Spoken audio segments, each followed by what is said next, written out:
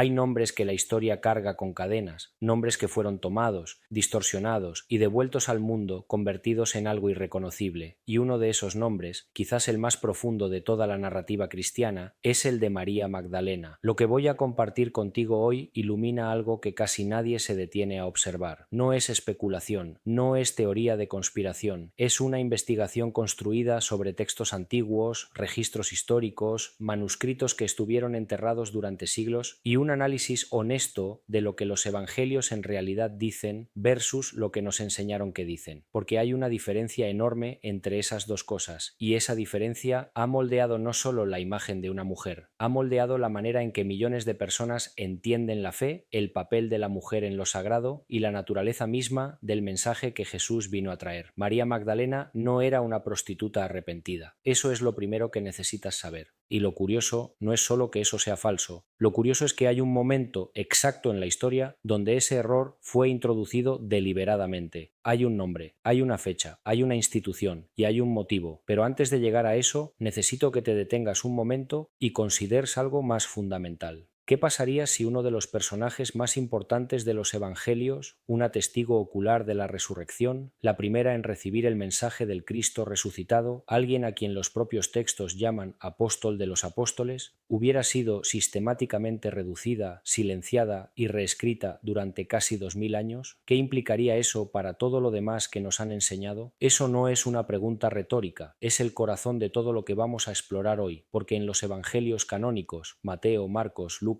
y Juan, María Magdalena aparece en momentos absolutamente cruciales. Está presente en la crucifixión cuando la mayoría de los discípulos ya habían huido. Está en el entierro, está en la tumba vacía al amanecer del tercer día, y es a ella, no a Pedro, no a Juan, no a ninguno de los 12, a quien Jesús se aparece primero después de la resurrección, y le encomienda llevar el mensaje. Eso está en los textos que tienes en tu Biblia ahora mismo. No hace falta ir a ningún evangelio apócrifo para ver esto. Está ahí en Juan 20:17. Y sin embargo, durante siglos, esa mujer fue reducida a la imagen de una pecadora de la calle que fue perdonada por su promiscuidad. ¿Cómo ocurre algo así? ¿Cómo se toma a la primera testigo de la resurrección cristiana y se la convierte en símbolo de impureza moral? Eso es exactamente lo que vamos a descubrir, paso a paso, con evidencia, con reverencia y con la profundidad que este tema merece, porque al final de este recorrido no solo habrás comprendido algo sobre María Magdalena, habrás comprendido algo sobre ti mismo, sobre cómo los sistemas del poder moldean lo que creemos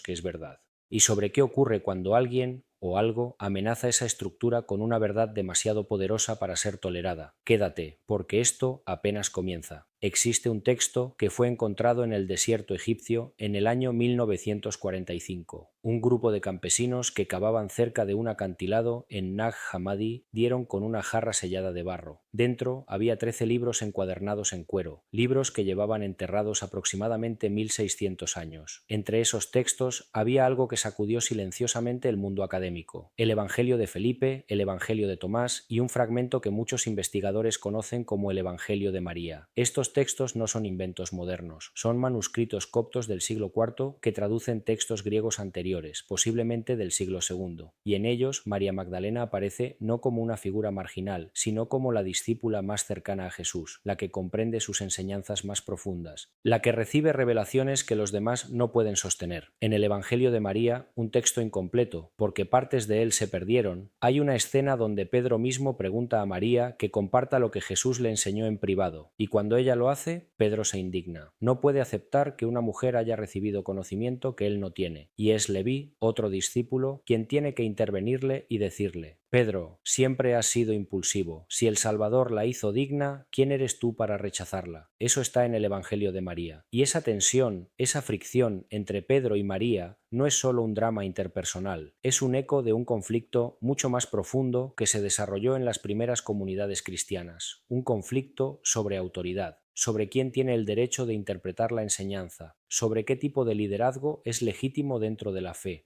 Y aquí hay un detalle que casi nadie ha notado. En los evangelios canónicos esa tensión también aparece, aunque de manera más velada. En Lucas 8:2, María Magdalena es mencionada como alguien de quien habían salido 7 demonios. En Marcos lo mismo, y durante siglos eso fue interpretado como evidencia de su vida pecaminosa. Pero en la cultura del primer siglo, los demonios no eran necesariamente sinónimo de pecado sexual. Eran entidades relacionadas con enfermedades, con aflicciones del espíritu, con sufrimientos de todo tipo. Muchas personas en los evangelios son liberadas de demonios sin que nadie les llame pecadoras. Entonces, ¿por qué a María sí? La respuesta a esa pregunta no está en los textos originales, está en lo que vino después. Y lo que vino después tiene un nombre preciso. Pero antes de llegar ahí, necesito que comprendas el contexto de quién era realmente esta mujer, según lo que sí sabemos con certeza histórica. María era de Magdala.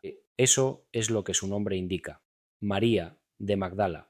Magdala era una ciudad en la orilla occidental del mar de Galilea, conocida en la antigüedad por su industria pesquera y su comercio de pescado salado. Era una ciudad próspera, con cierta vida urbana, no un pueblo remoto y marginado. Esto importa porque durante siglos se asumió que María Magdalena era una mujer sin medios, dependiente, alguien rescatada de las calles, pero nada en los textos sugiere eso. De hecho, Lucas 8:3 indica explícitamente que María Magdalena, junto con otras mujeres que seguían a Jesús, lo sostenía con sus propios recursos. Ella era una mecenas, una financiadora del ministerio, alguien con medios económicos propios y con suficiente independencia social para viajar con un grupo de predicadores itinerantes. Eso cambia completamente la imagen. No estamos hablando de una mujer rescatada de la oscuridad por la misericordia de Jesús. Estamos hablando de una mujer que eligió libremente seguirle, que tenía algo que ofrecer, que tenía agencia. Y aquí comienza el misterio más profundo. Si todo esto está en los propios textos canónicos, ¿cómo fue posible que desapareciera de la memoria colectiva de la fe? Eso lo veremos a continuación. Y lo que vas a descubrir no solo cambia cómo ves a María Magdalena, cambia cómo ves el proceso mismo por el cual se construyeron las creencias que hoy millones de personas sostienen como verdad sagrada. Para entender lo que le ocurrió a María Magdalena dentro de la tradición cristiana, tenemos que viajar a Roma, al año 591 de nuestra era, y a un sermón pronunciado por el hombre que en ese momento ejercía la máxima autoridad de la Iglesia occidental, el Papa Gregorio I,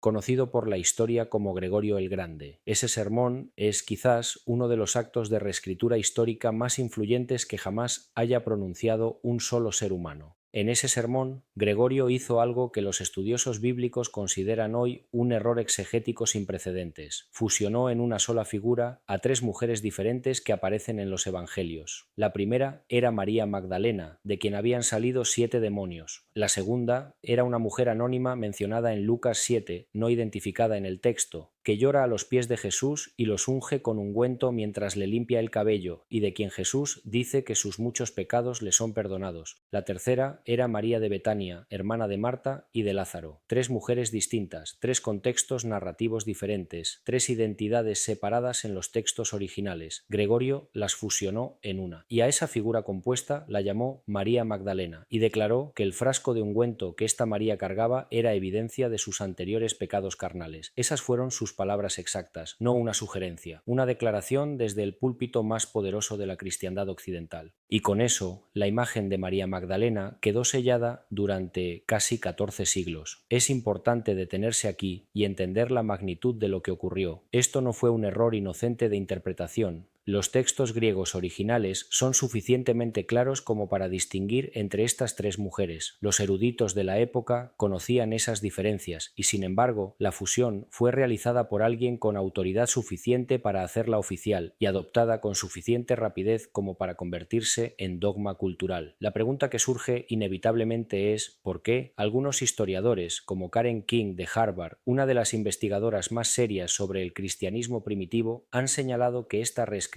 ocurrió en un momento preciso en que la Iglesia institucional estaba consolidando su estructura jerárquica y masculina? El liderazgo femenino, que había sido parte orgánica de las primeras comunidades cristianas y del cual María Magdalena era el símbolo más poderoso, necesitaba ser neutralizado, no físicamente, simbólicamente, y no hay nada más efectivo para silenciar la autoridad de una mujer en una cultura patriarcal que asociar su nombre con la impureza sexual. Pero aquí hay algo que va aún más profundo, porque la pregunta no es solo por qué Gregorio hizo lo que hizo. La pregunta es qué había en María Magdalena que hacía necesario silenciarla. Y para responder eso, tenemos que adentrarnos en lo que los textos más antiguos, incluyendo los que estuvieron enterrados en Nag Hammadi, dicen sobre su rol específico dentro de la primera comunidad cristiana. En el Evangelio de Felipe hay una frase que ha generado más debate académico que casi cualquier otra en la literatura cristiana no canónica. Dice, y cito de la traducción, que Jesús amaba a María Magdalena más que a todos los discípulos y que la besaba frecuentemente en la... Y aquí el manuscrito está dañado, el texto está roto, la palabra no se puede leer con certeza. Esto ha generado siglos de especulación. Dan Brown y otros escritores populares construyeron sobre esa laguna toda una narrativa romántica, pero los investigadores serios señalan algo diferente. En el Evangelio de Felipe, el beso era un gesto ritual que simbolizaba la transmisión de conocimiento espiritual. No era necesariamente un gesto romántico, era un acto de comunión espiritual, de impartición de sabiduría. Lo que el texto sí dice con claridad es que los otros discípulos se sentían excluidos. Le preguntaban a Jesús, ¿por qué la amas más que a nosotros? Y Jesús respondía con una pregunta que los ponía frente a su propia ceguera. Eso no suena a romance, suena a autoridad espiritual reconocida, a privilegio de revelación, a algo que los demás discípulos no podían comprender o no estaban listos para recibir. Y es ahí donde la amenaza se vuelve real, no la amenaza de un romance, la amenaza de una mujer que entiende lo que los demás no entienden, que ve lo que los demás no ven, que ha sido confiada con algo que el sistema institucional no puede controlar, porque no hay nada más difícil de administrar que el conocimiento que no puedes monopolizar. Hay algo en la estructura misma de los evangelios canónicos que, cuando lo ves, ya no puedes dejar de verlo. Es uno de esos momentos en que un texto te habla de una manera que sus propias palabras casi no pueden contener. En Juan 20, María Magdalena llega al sepulcro antes del amanecer. Va sola. El texto dice que todavía era oscuro, y encuentra la piedra removida. Corre a avisar a Pedro y al discípulo amado. Ellos corren al sepulcro, entran, ven los lienzos doblados, y el texto dice algo extraordinario. Vieron y creyeron, porque aún no entendían la escritura de que era necesario resucitar de los muertos. Luego, el texto dice que los discípulos se fueron a sus casas, pero María se quedó. Eso es extraordinariamente significativo. Los discípulos vieron y creyeron, aunque no entendieran, y se fueron. María no entendía todavía. María lloraba. María estaba en la oscuridad emocional y espiritual más profunda de su vida. Y sin embargo, ella no se fue. Ella se quedó, y en ese acto de quedarse, en ese acto de permanecer con el dolor sin huir de él, sin buscar una explicación racional que lo hiciera tolerable, es exactamente donde ocurre el encuentro. Ella se asoma de nuevo a la tumba y ve dos ángeles, se da la vuelta, y hay alguien de pie que ella inicialmente no reconoce. El jardinero piensa, le pregunta si sabe dónde han puesto el cuerpo de su señor. Y entonces ese alguien dice una sola palabra, María, y ella lo reconoce. Detente aquí un momento, porque esto no es solo narrativa. Esto es teología en su forma más pura. La voz que dice tu nombre es la que te devuelve a ti mismo. La presencia que te encuentra en tu oscuridad más profunda, cuando ya todos los demás se han ido, no te grita la respuesta. Te llama por tu nombre. Y a esa mujer, a la que se quedó, a la que permaneció en el dolor sin abandonarlo, es a quien el Evangelio confía el anuncio más importante de toda la historia de la fe cristiana. He visto al Señor. No a Pedro, no a Juan, a María. Y aquí entra lo que casi ningún sermón dominical te explicará. En el contexto del judaísmo del primer siglo, las mujeres no eran consideradas testigos válidos ante la ley. Un testimonio femenino no tenía peso legal en un tribunal rabínico. Si la resurrección hubiera sido una narrativa inventada, como algunos críticos del primer siglo ya lo sugerían, ningún escritor inteligente hubiera puesto a una mujer como la testigo principal. Eso hubiera debilitado la credibilidad del relato. El hecho de que los evangelios coloquen a María Magdalena como la primera testigo de la resurrección, precisamente en una cultura donde ese testimonio sería el más fácilmente descartado, es considerado por muchos investigadores como uno de los indicadores más fuertes de que eso fue lo que realmente ocurrió. Nadie inventa una historia con el testigo más inconveniente posible, y sin embargo, a esa misma mujer cuyo testimonio forma la columna vertebral del relato de la resurrección, la tradición posterior la transformó en símbolo de pecado. Pero la verdad va aún más lejos. Existe un debate dentro de la erudición bíblica que pocas personas fuera de los círculos académicos conocen, y tiene que ver con algo que aparece en los textos latinos de la liturgia cristiana antigua. Una frase que fue usada para describir a María Magdalena antes de que Gregorio reescribiera su imagen. Esa frase era Apostolorum Apostola, apóstol de los apóstoles. No es una frase inventada por historiadores modernos. Es una frase que aparece en los escritos de los padres de la Iglesia, incluyendo a Hipólito de Roma en el siglo III, quien la usó específicamente para referirse a María Magdalena.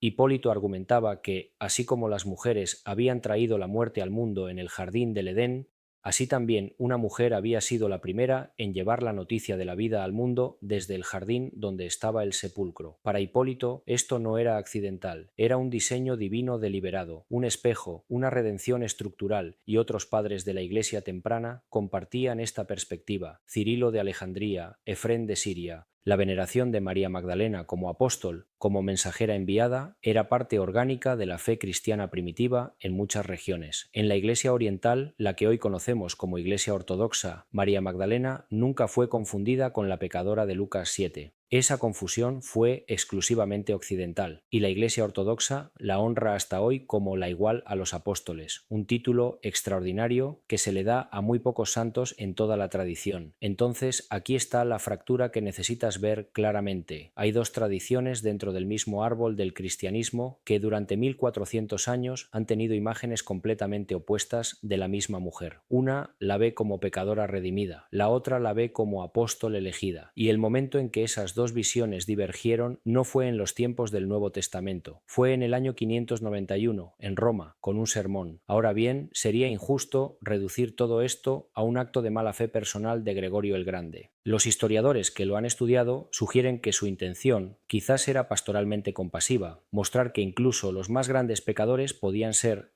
redimidos, y que eligió a María como símbolo de esa redención sin medir las consecuencias de lo que estaba haciendo con su identidad histórica. Pero las consecuencias fueron reales, y los efectos se prolongaron por 14 siglos. No fue hasta 1969 que la Iglesia Católica revisó oficialmente su calendario litúrgico y distinguió formalmente a María Magdalena de la pecadora de Lucas 7, y no fue hasta 2016 que el Papa Francisco elevó su festividad al rango de fiesta, equiparándola con los festivales de los apóstoles varones. 2016, 425 años después de la Reforma Protestante, 71 años después del Holocausto, 51 años después del Concilio Vaticano II.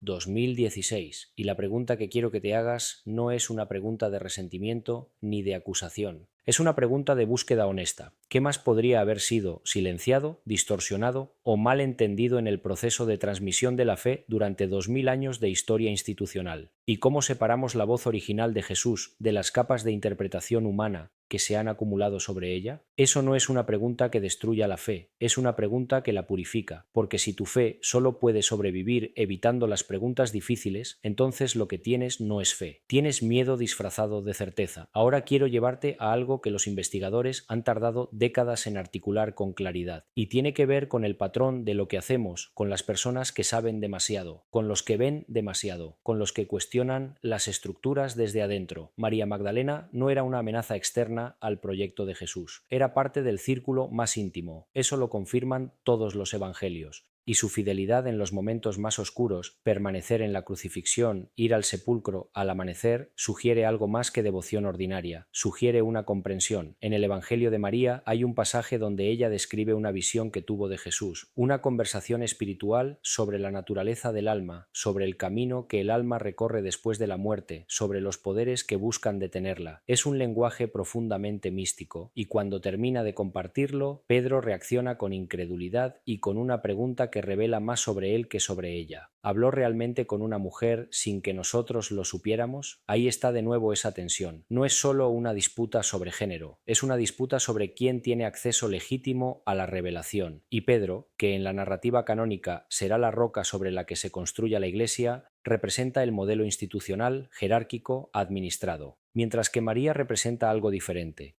la revelación directa, personal, interior.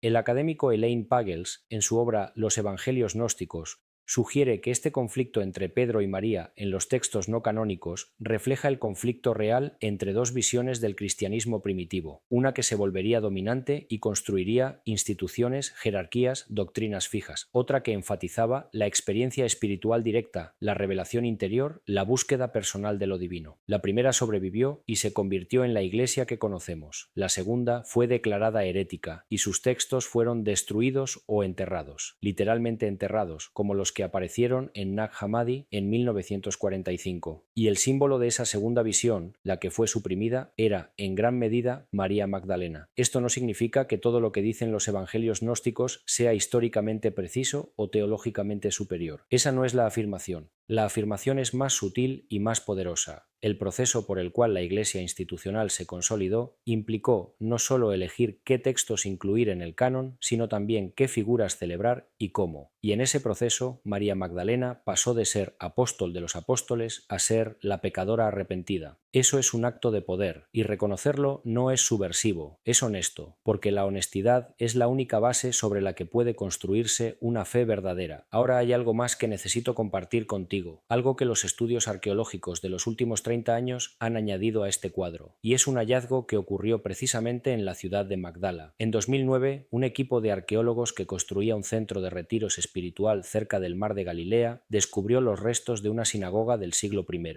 una sinagoga que existió durante la vida de Jesús, que Jesús, quien viajaba frecuentemente por esa región, probablemente conoció o visitó. Dentro de esa sinagoga encontraron una piedra de altar tallada con una menorá de 7 brazos, la menorá más antigua jamás encontrada fuera del templo de Jerusalén, y alrededor decoraciones que representaban el templo en toda su gloria. Lo que ese hallazgo confirma es que Magdala era una comunidad judía profundamente devota y culturalmente sofisticada. No era un lugar de marginados, era un lugar de observancia religiosa seria, y eso añade una capa más a la imagen de María. Fue formada en una tradición de devoción profunda. Cuando encontró a Jesús no venía de la nada, venía de una fe ya arraigada, que él transformó y profundizó. Eso es muy diferente a la imagen de la pecadora rescatada. Y la diferencia importa. Hay algo que pocas personas consideran cuando piensan en los primeros siglos del cristianismo. El movimiento que Jesús inició no llegó al mundo romano con un manual de instrucciones, no había un texto oficial, no había un canon establecido, no había una jerarquía unificada.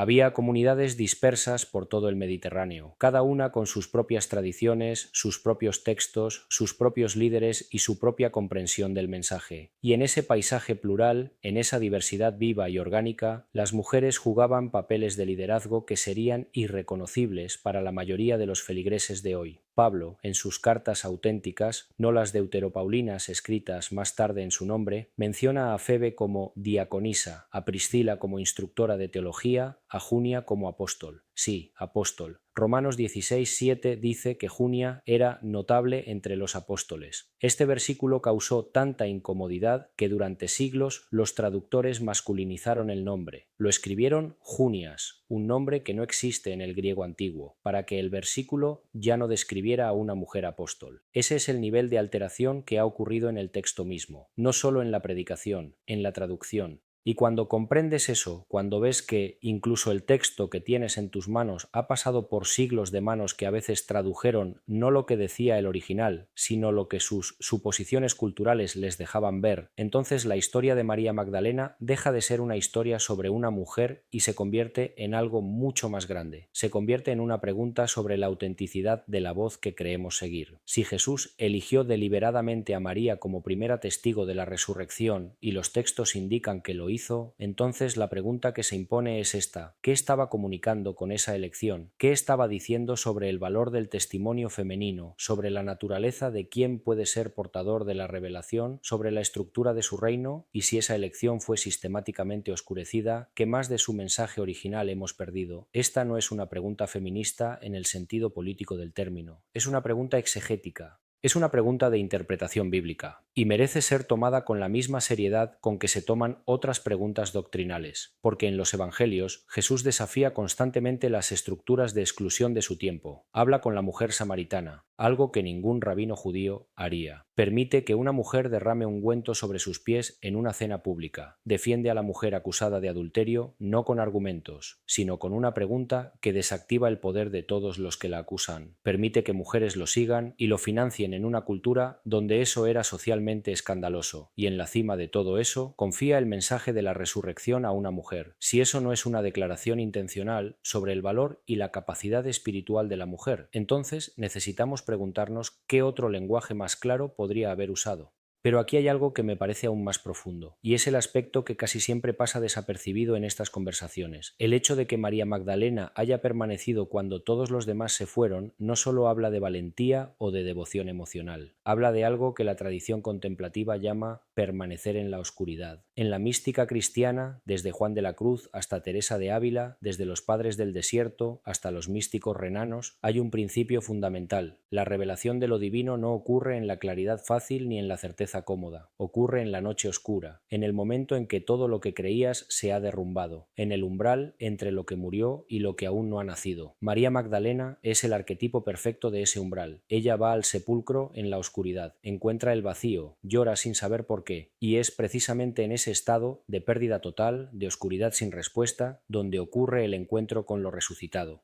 Eso no es solo una historia sobre María, es un mapa espiritual para ti que has estado en noches oscuras, donde la fe parecía haberse evaporado, para ti que has buscado en lugares vacíos lo que creías haber perdido, para ti que has llorado sin entender todavía qué es lo que ha muerto y qué es lo que están haciendo. La voz que dijo María en ese jardín también conoce tu nombre, y no te encuentra cuando lo tienes todo resuelto. Te encuentra cuando estás de rodillas frente a la tumba vacía de lo que más amabas. Quiero que ahora hagamos juntos algo que pocas veces se hace en estas conversaciones: comparar directamente lo que los textos dicen con lo que la tradición enseñó durante siglos. Porque cuando pones esas dos cosas lado a lado, el contraste es a veces difícil de procesar. El Evangelio de Lucas, capítulo 7, versículo 36 al 50. Una mujer, no identificada, no nombrada, entra a la casa de Simón el fariseo donde Jesús está comiendo. Lleva un frasco de alabastro con perfume. Llora a sus pies, los unge, los limpia con su cabello. Jesús la defiende y le dice que sus pecados son perdonados por su fe. Esta mujer es anónima. El texto no dice su nombre. Ahora, en Lucas 8, versículo 1 al 3, inmediatamente después de esa historia, aparece una nueva sección donde Jesús viaja con sus discípulos y con algunas mujeres, y se mencionan sus nombres: María Magdalena, de quien habían salido 7 demonios; Juana, esposa del administrador de Herodes; Susana y otras. Estas son dos escenas narrativas distintas, con personajes distintos. El texto no dice que la mujer anónima de Lucas 7 sea María Magdalena. El texto no conecta esas dos historias. La conexión fue hecha 300 años después por un papa en un sermón. De la misma manera, María de Betania, la hermana de Marta y Lázaro, aparece en Juan 12 ungiendo los pies de Jesús. Esta es otra unción, en otro contexto, con otro personaje. María de Betania es nombrada explícitamente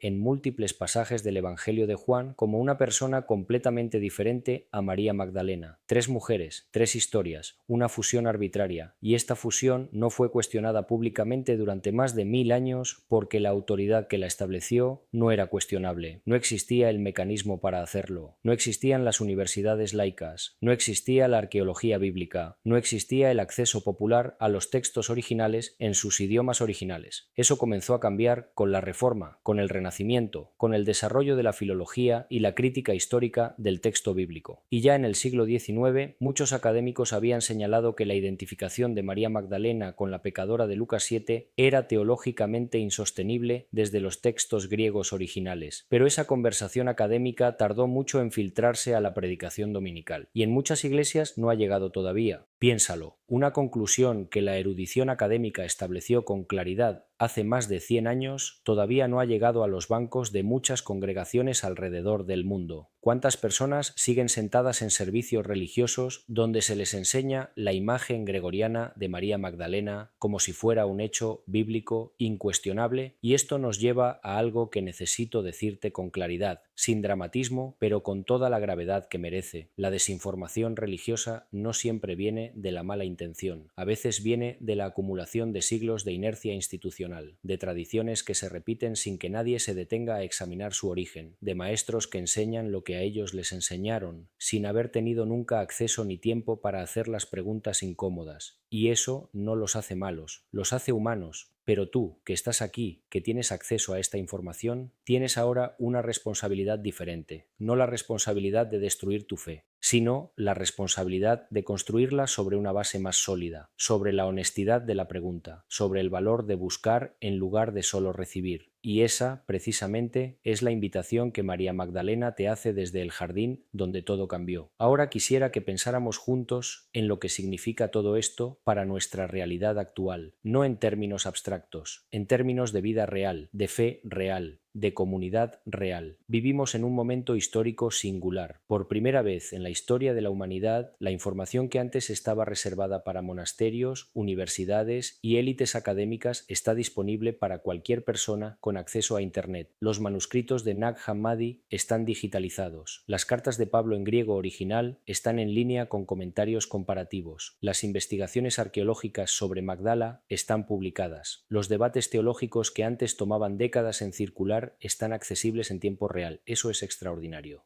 Y eso crea una tensión nueva dentro de la fe organizada, porque hay personas en cada iglesia, en cada denominación, en cada tradición, que están haciendo preguntas que sus líderes no estaban preparados para recibir. Preguntas sobre el rol de la mujer en el liderazgo espiritual, sobre la naturaleza del canon bíblico y el proceso que lo determinó, sobre qué fue lo que realmente Jesús dijo y qué fue lo que sus intérpretes posteriores añadieron. Y muchas de esas personas están siendo silenciadas o se van, o aprenden a vivir en dos mundos, el de la fe que practican públicamente y el de las preguntas que guardan en privado. María Magdalena, curiosamente, se convierte para muchas de esas personas en una figura de identificación profunda, no porque ella haya sido excluida por hacer preguntas intelectuales, sino porque fue excluida del relato por lo que representaba, una autoridad espiritual que no necesitaba la validación de la jerarquía masculina para ser legítima. Y hay algo en eso que resuena con fuerza en el siglo XXI, no porque el mensaje sea político, sino porque el mensaje es profundamente humano, profundamente espiritual,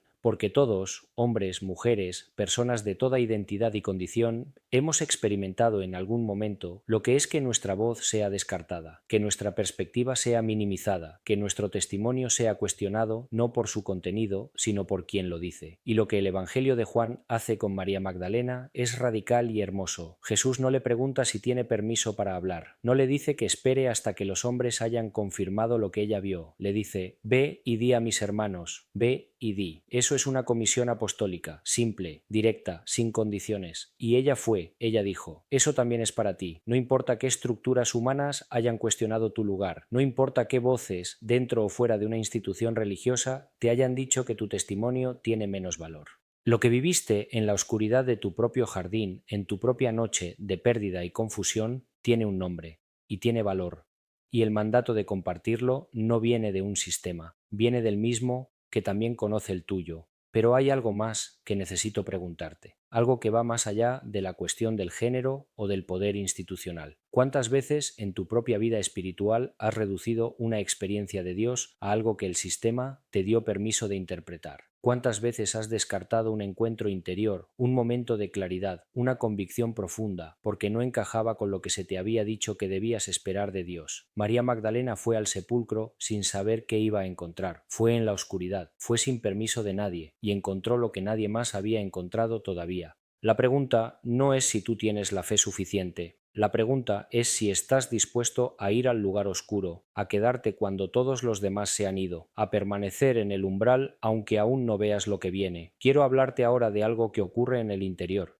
en ese espacio donde nadie más tiene acceso, donde los argumentos históricos y las investigaciones académicas se convierten en algo más pequeño, más íntimo, más real, porque todo lo que hemos explorado hoy, la reescritura histórica, los textos suprimidos, la fusión gregoriana, los manuscritos de Nag Hammadi, puede ser procesado como información interesante y seguir siendo solo eso, información interesante. Puede pasar por la mente sin tocar nada que importe de verdad, o puede convertirse en un espejo. La historia de María Magdalena es, en su nivel más profundo, la historia de lo que ocurre cuando alguien permanece fiel a lo que vio, a lo que vivió, a lo que sabe que es verdad, incluso cuando el mundo, incluso la institución, incluso la comunidad, reescribe su experiencia y la llama algo diferente. Hay millones de personas en este momento, quizás tú entre ellas, que han vivido algo en lo profundo de su fe que no encaja con lo que les enseñaron, un encuentro con lo divino que fue demasiado directo, demasiado personal, demasiado transformador para ser reducido a una fórmula, una certeza interior que los sistemas no pueden administrar, una convicción que sobrevivió incluso cuando la institución falló. Y muchas de esas personas han aprendido a callarse, a encajar su experiencia en las categorías aprobadas, a dejar que otros definan lo que encontraron en su propio jardín. María Magdalena se negó a hacer eso, incluso cuando Pedro la cuestionó. Incluso cuando los demás discípulos no la creyeron. El Evangelio de Lucas 24:11 dice que cuando María y las demás mujeres fueron a anunciar la resurrección, sus palabras les parecían como delirio, y no las creían. Ella lo dijo de todas formas, porque había visto, porque había escuchado su nombre, porque ningún descreimiento ajeno puede borrar lo que tú mismo has vivido. Y esta es la invitación espiritual más profunda de su historia. Aprende a confiar en lo que has visto, no con arrogancia, no con certeza ciega, sino con la misma humildad valiente de una mujer que llegó al sepulcro esperando encontrar un cadáver y se quedó incluso cuando encontró el vacío, que lloró sin saber por qué, que preguntó al que creía que era el jardinero, y que reconoció la voz que dijo su nombre. Eso es fe, no la certeza de que tienes todas las respuestas, la disponibilidad de permanecer en la pregunta hasta que algo te llame por tu nombre. Y aquí quiero añadir algo que tiene que ver con el proceso de sanación, porque la historia de cómo fue tratada María Magdalena no solo habla de ella, habla de un patrón que se repite en la experiencia humana. Cuando alguien ve algo que el sistema no puede controlar, el sistema no lo niega directamente, lo redefine, lo etiqueta, lo convierte en otra cosa. Eso le ha pasado a comunidades enteras, a individuos, quizás a ti. Tu experiencia fue llamada exageración, tu convicción fue llamada ingenuidad, tu dolor fue llamado debilidad. Tu pregunta fue llamada falta de fe, y lo que el Evangelio de Juan hace al poner en el centro del relato de la resurrección a una mujer que llora, que no entiende, que pregunta al jardinero, que reconoce solo cuando escucha su nombre, es decirte con una claridad que ningún argumento teológico puede superar. El encuentro con lo sagrado no requiere que lo tengas todo resuelto, requiere que estés presente, que permanezcas, que tengas el valor de quedarte cuando todos se han ido. Eso lo puedes hacer, lo has hecho, y lo que encontrarás en ese umbral, en ese momento donde el nombre que nadie más conoce es pronunciado en la oscuridad, es lo que ningún sistema puede darte ni quitarte. Hay una última capa en esta historia que quiero compartir contigo, y tiene que ver con lo que significa para el futuro. Estamos en un momento en que la fe institucional atraviesa una crisis profunda en muchas partes del mundo. La desafiliación religiosa crece, los jóvenes se alejan de las iglesias en números que no tienen precedente histórico. Las encuestas muestran que millones de personas se identifican como espirituales, pero no religiosas. Una categoría que no existía hace 50 años y que hoy es una de las más grandes en las estadísticas de creencias. ¿Por qué ocurre esto? Las razones son múltiples y complejas, pero entre ellas hay una que aparece repetidamente en los testimonios de personas que se alejaron: la brecha entre lo que enseñan las instituciones y lo que la gente sabe que es verdad, la sensación de que las preguntas honradas no son bienvenidas, de que la duda es tratada como traición, de que el sistema protege sus propias estructuras más que la búsqueda sincera de lo sagrado. La historia de María Magdalena habla directamente a esa experiencia, porque ella representa, en la narrativa misma de los evangelios, la posibilidad de un encuentro con lo divino que no pasa por las estructuras de control, que no requiere la mediación de quienes tienen el poder, que ocurre en un jardín al amanecer en medio del llanto cuando nadie más está mirando, y la reescritura de su historia, el proceso por el cual fue convertida en símbolo de pecado en lugar de símbolo de testigo, es, a pequeña escala, el mismo proceso que hace que las personas pierdan la confianza en las instituciones religiosas.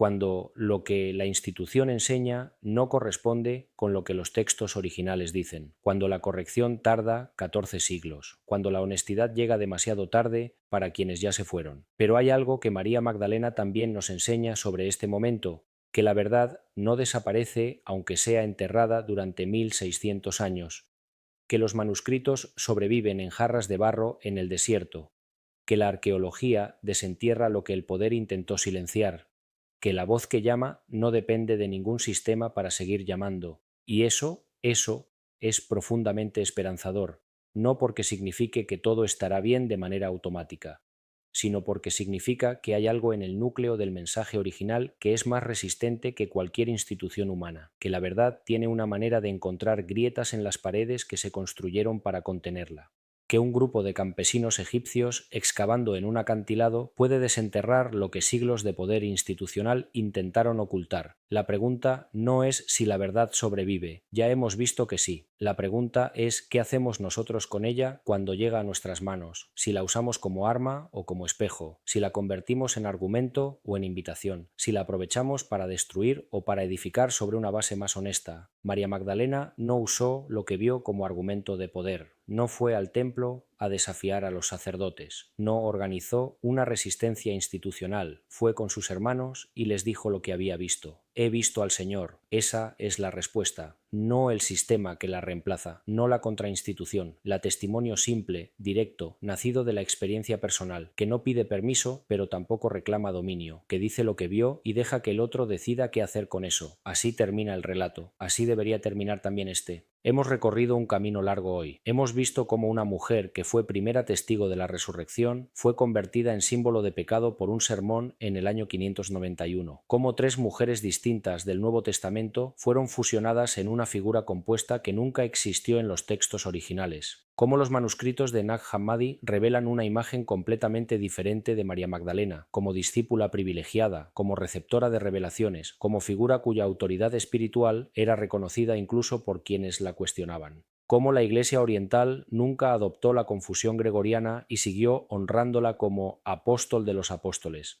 Cómo la erudición académica corrigió formalmente esta confusión hace más de un siglo, aunque muchas congregaciones todavía no hayan recibido esa corrección, y cómo la arqueología de Magdala ha añadido dimensión y profundidad a la imagen de quién era esta mujer en su contexto histórico y cultural real. Pero más que todo eso, más que todos los datos y los textos y las fechas, hay algo que espero que permanezca contigo cuando este video termine, algo que no se puede reducir a información, que solo se puede recibir en silencio. El Evangelio de Juan no coloca a María Magdalena en el centro de la historia de la resurrección, porque sea el personaje más importante en términos de poder o de posición. La coloca ahí porque es la más fiel, la que permaneció, la que no huyó, la que fue en la oscuridad sin saber qué encontraría, la que se quedó llorando frente a lo que parecía una derrota total. Y es ahí, exactamente ahí, donde todo cambia. Si tú has llegado hasta el final de este video es porque algo en esta historia resonó con algo en ti. Quizás una pregunta que llevas mucho tiempo haciendo en silencio. Quizás una experiencia de fe que fue minimizada o descartada. Quizás una sensación de que lo que se te enseñó y lo que encontraste en el fondo de tu propia búsqueda no siempre encajan perfectamente. Eso no es falta de fe. Eso es el comienzo de la fe adulta, de la fe que ha pasado por el jardín oscuro y ha permanecido de todas formas. María Magdalena vivió en ese umbral. Y desde ahí, desde la oscuridad antes del amanecer, desde el jardín donde la tumba estaba vacía y el horizonte todavía no tenía luz,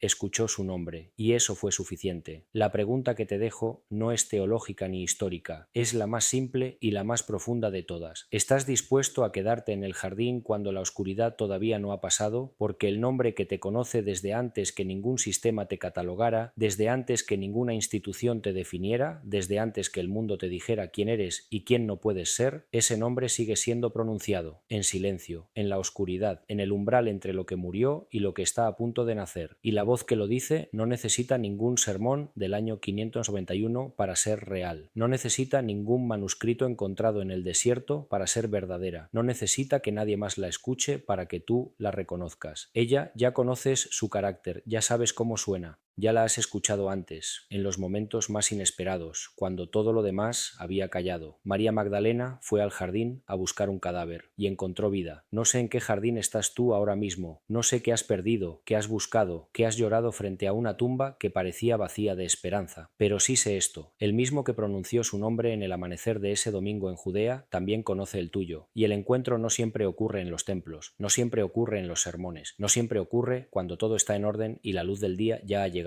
A veces ocurre en el jardín, antes del amanecer, cuando todavía es oscuro, y cuando alguien, sin que lo esperaras, dice tu nombre, y todo comienza.